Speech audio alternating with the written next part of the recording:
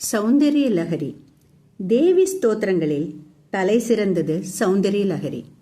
சௌந்தரிய லஹரியை மேருமலையில் எழுதி வைத்தவர் புஷ்பதந்தர் என்றும் அதை கௌடபாதர் ஆதிசங்கரருக்கு உபதேசம் செய்ததாக சௌந்தரிய லஹரியை தமிழ் பாடலாக்கிய வீரை கவிராஜ பண்டிதர் கூறுகிறார்.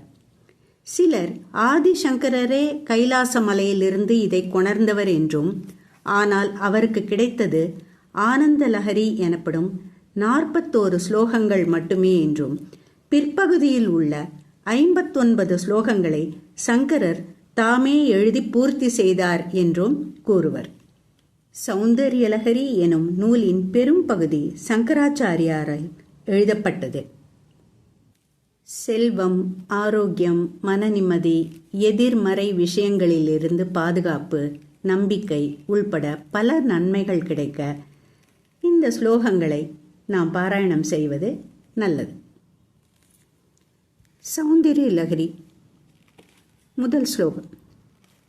சிவசக்தியா யுக்தோ யதி பவதி சக்தः பிரபவித்தும் நச்சேதேவம் தேவோ ந கலு குஷலः ஸ்பந்திதுமபி அதஸ்த்வாம் மாராத்யாம் ஹரிஹர விரிஞ்சாதிபிரபி பிரணந்தும் ஸ்தோத்தும் வா கதம கிருத புண்ணியः பிரபவதி.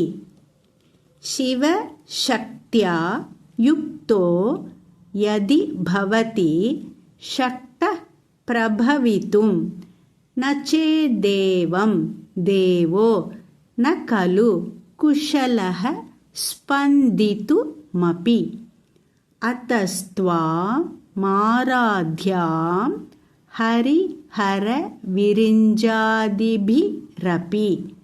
பிரணந்தும் ஸ்தோத்தும் வா கதம கிருத புண்ணியः பிரபவதி. இதன் பொருள்: மங்களமூர்த்தியான மகாதேவன் பராசக்தியாகிய உன்னுடன் கூடியவராக இருந்தால் மட்டும் பிரபஞ்சத்தை ஆக்குவதற்கு திறமையுடையவர் ஆவார்.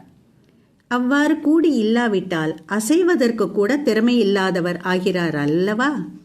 விஷ்ணு, ருத்ரன், பிரம்மா முதலியவர்களாலும் பூஜிக்கப்படும் உன்னை புண்ணியம் செய்யாதவன் வணங்குவதற்கோ அல்லது துதிப்பதற்கோ எப்படி தகுதியுடையவன் ஆவான்? பராசக்தியை வழிபட வேண்டும் என்றோ, சௌந்தரிய லஹரி போன்ற ஸ்தோத்திரங்களால் அவளை துதிக்க வேண்டும் என்றோ ஆசை ஏற்படுவதே பூர்வ புண்ணியத்தின் பலன் என்று அறிய வேண்டும்.